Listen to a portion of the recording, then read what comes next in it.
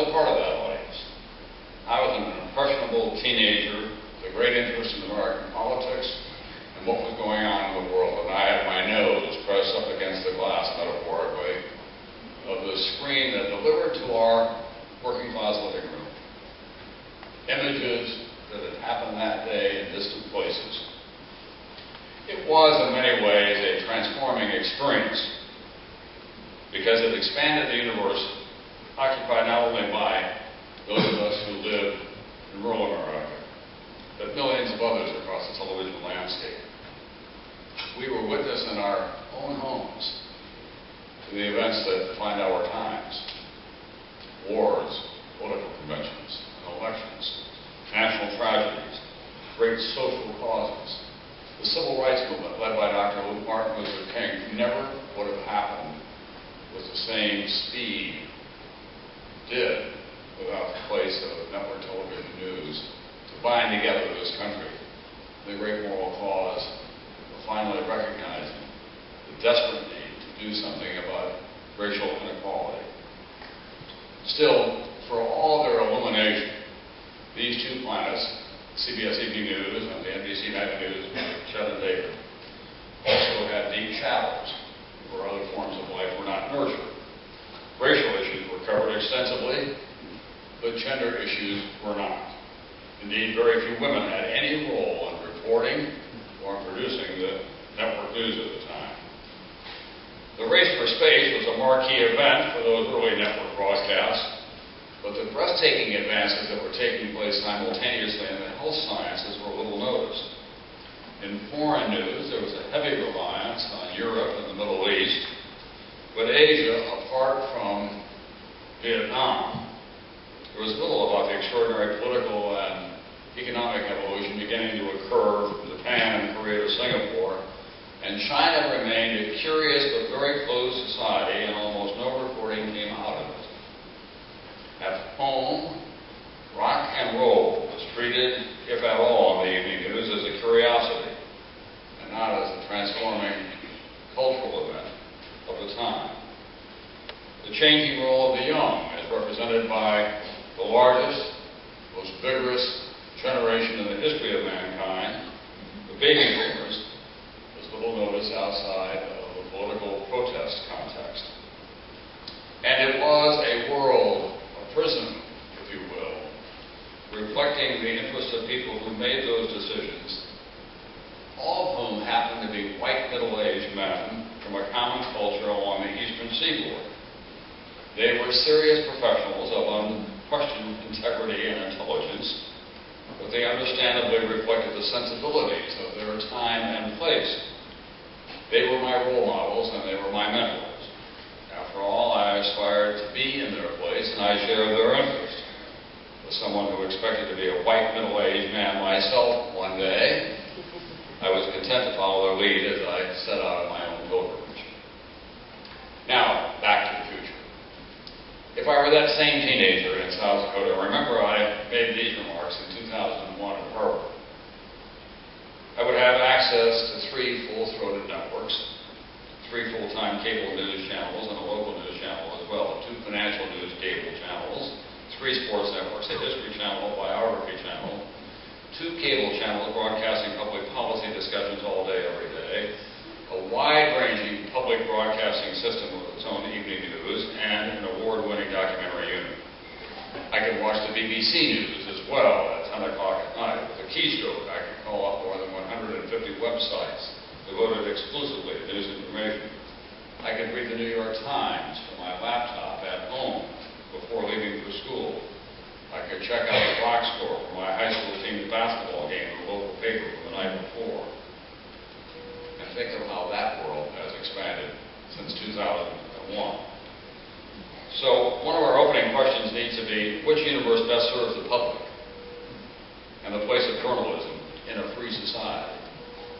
As grateful as I am to the founding fathers of broadcast news for their vision, their standards, and their commitment to the idea of news on the new medium of television, I have to conclude that this new medium and this new universe is a richer, more accessible, and far-reaching cosmos of news, information, and communication. To be sure, the world in which we now live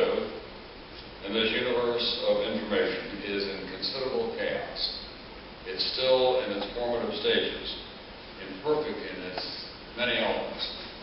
I describe it as the second Big Bang. There are planets out there colliding with one another, trying to determine which ones will support life. Some of them are drifting too close to the sun and burning up. Others are forming common cause.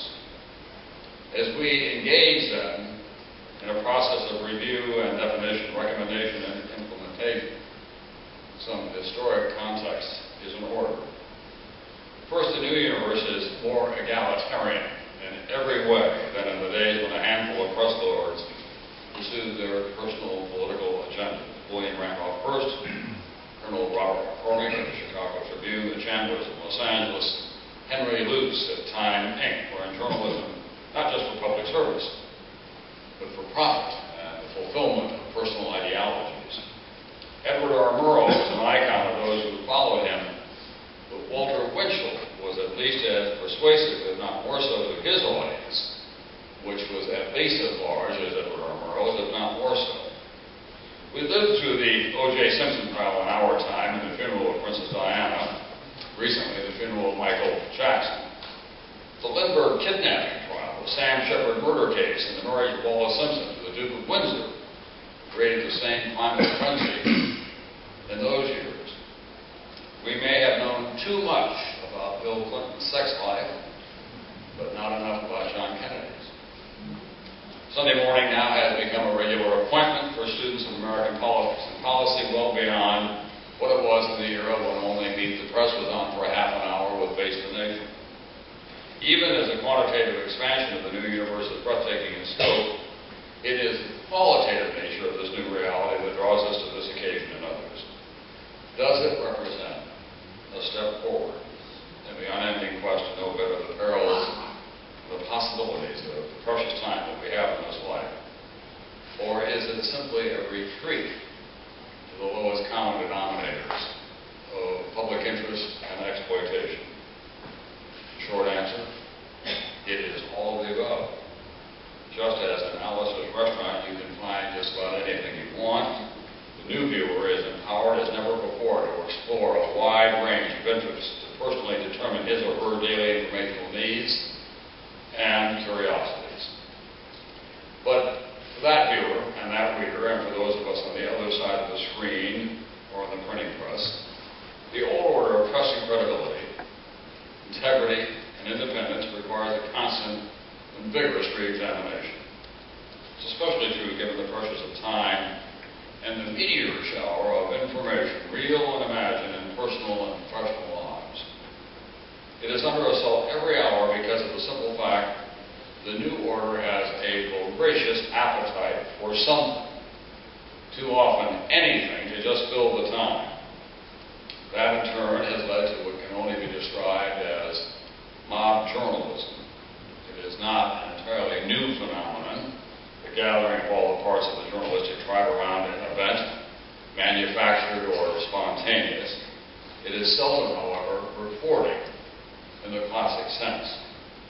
It is more closely akin to daycare. It is a live camera, a warm body, and an event.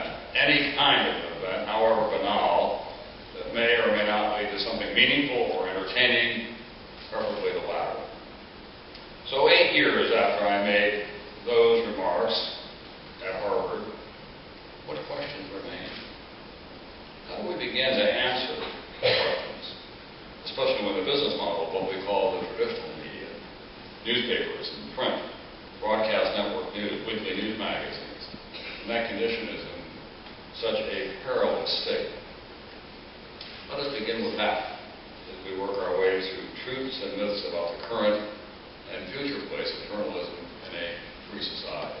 In what can only be described as a colossal miscalculation of the new realities, those of us in the traditional media, print and electronic, allow the canard that information is free. We allow that to take hold in the generations coming of age with a dazzling array of instruments at their fingerprints that plucked information effortlessly out of the air, or so it seemed. Information is not free. Reporting and gathering the news, getting it into a coherent and engaging an expensive process, very expensive, when wars break out in remote locales such as Iraq or Afghanistan. Very expensive when there's a national or international crisis requiring expeditions or non-stop commercial-free coverage.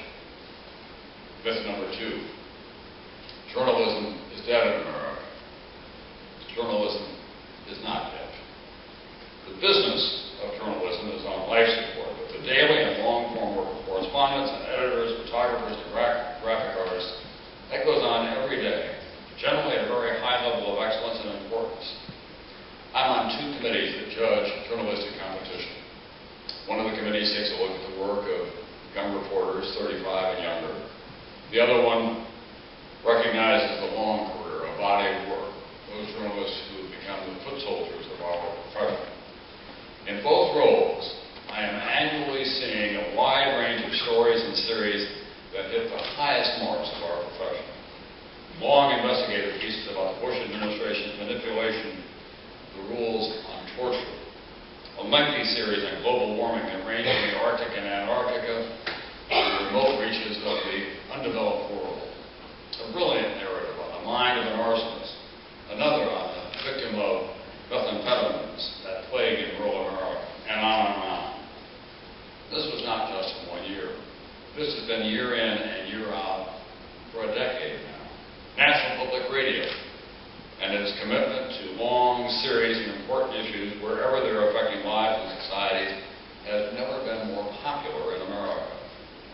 Enterprise journalism is being practiced every day, and we ought not to lose sight of that. However, I do not appear before you as a dreamy and unrealistic promoter of practices that are unsustainable. Journalism is undergoing the most profound change and challenges of my lifetime. Great journalistic enterprises and entrepreneurial individuals are working feverishly on new approaches to the business of journalism, fully aware that the old order of dominant cash spigots is over. Websites are ever more important and ever more wide-ranging and imaginative in both print and broadcast.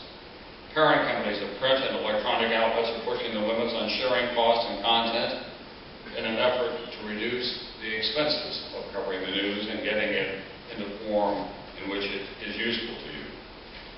Investigative journalist cooperatives are now being formed. There's talk of expanding that concept to cover political policy and congressional delegations as individual papers struggle to maintain Washington or state capitol bureaus. The arrival of the electronic book instrument, the Kindle from Amazon or the Sony electronic book, has generated visions of collectives of media outlets selling those instruments and a daily download of their products for a fee, maybe as much as $150 a year or more.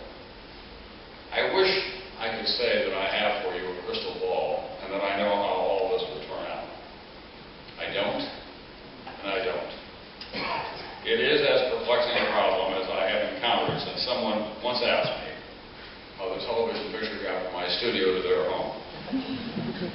I do know this. As journalists, we have to be much more proactive in the promotion of journalism as a critical component of our democratic society. For too long it has been, we talk, you listen, or we print and you read, and maybe, if we're so moved, we'll print one of your letters. The culture of journalism has been as important to the evolution of this unique society as the rule of law, and we cannot let it wither. We need to remind our readers and viewers, our fellow citizens, of that fact. We need to engage them in the future of journalism. In my lifetime alone, can you imagine America going to war against Germany and Japan without journalism to document the reasons and the progress or the setbacks? The Cold War, in which Americans could make decisions about the wisdom of U.S. policies based on what they learned from the public press, as opposed to the Russians, who were hapless pawns of men in cardboard suits and despotic minds. Dr. King and the Civil Rights Movement depended on journalism to document the cruel inequalities they were trying to address. Watergate, without Woodward and Bernstein, it would just be another Vietnam, 1968, gay rights and women's rights, affirmative action, and the Reagan Revolution. All the yeasty and momentous developments of our age were shared, documented, analyzed, and disseminated by journalists, often imperfectly, but over the long run, impressively. The place of journalism in a free society is not the obligation of journalists alone. Society, all of us, must do our part as well. In this new and confusing environment, viewers and readers may need more help than they've had in the past. I have a few suggested guidelines. To begin, as viewers and readers, we must be as vigilant in determining our sources of information as we are about buying, say, a flat-screen television set, or a mobile phone, or a box of granola. Just because a statement lands on your laptop or PDA via a website does not make that statement true. That same vigilance is required of the traditional media as well. And remember this, most of all. Most bloggers are not journalists. They're freelance commentators, unrestrained by the facts or editorial context and integrity. Moreover, most appear to have a distinct agenda to advance or personal grudges to exploit. Other sources of information and news assembled on the small screen, the Huffington Post and the Daily Beast, for example, are partly original, but they're mostly aggregators, collectors of information gathered at some expense and effort by traditional media. This is not to suggest that I wish the blogosphere would go away. I am a free speech advocate, and I enjoy this new Tom Paine environment. We are a land of many voices and minds, and more need to be heard, but we do have a common obligation to measure and examine what they're saying and not just take it in and be aroused by it. To young people especially, those who have not yet bumped up against the realities of the hard work of using information as a tool take on the many vexing problems of our world, I have another set of guidelines. Remember this: you will not solve global climate change by hitting backspace. You will not eliminate third world poverty by hitting delete. Life is not a cut and paste proposition. These new instruments of communication, research, commerce, and information are transformational tools that require your heart and your mind as well as your fingers on the keyboard. They are carriers of information and news, but they do not originate those critical components of dialogue and decision-making among free people. These principles are neither staid nor toxic. They are critical to the health of the profession and the bond between the viewer and the reader and news producers. They have not disappeared, but their place seems to have been diminished in the daily struggle to master this new universe. Moreover, I very strongly believe the place of my medium in all of its forms is so pervasive and so influential, it has a fundamental obligation to receive as well as to send. In the past, I have participated in town hall meetings out of the press in Phoenix, Pittsburgh, and Minneapolis, and other cities. I've never failed to come away with a better understanding of that vital but fragile link between my side of the screen and the viewers. After almost 50 years in this profession, small towns and the world stage, during times of constitutional crises, wars, natural disasters of epic proportions, social and economic upheaval, scientific triumphs, and great personal tragedies, I have one enduring and primary conclusion. The people take us seriously, and we fulfill our obligation to them and our place when we return the favor. They are empowered, and so are we, by the riches of this new universe we occupy. We have gone past that memorable 19th century Chicago newspaper credo, print the news and raise hell. Well, that remains a stirring rallying cry. The fact is that we live in a far more complex world of news and information. As this new world shape beneath our feet and before our eyes on a daily basis, we cannot just randomly stumble forward, guided only by instincts for that day's survival. But neither can we be dismissive of the appetite of viewers and readers for a rich variety of sources engagingly presented, whether serious or trivial.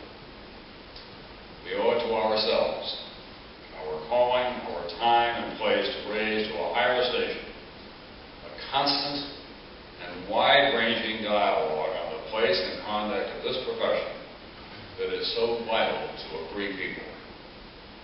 And I hope in some small way that this evening will be a part of that necessary colloquy. Thank you.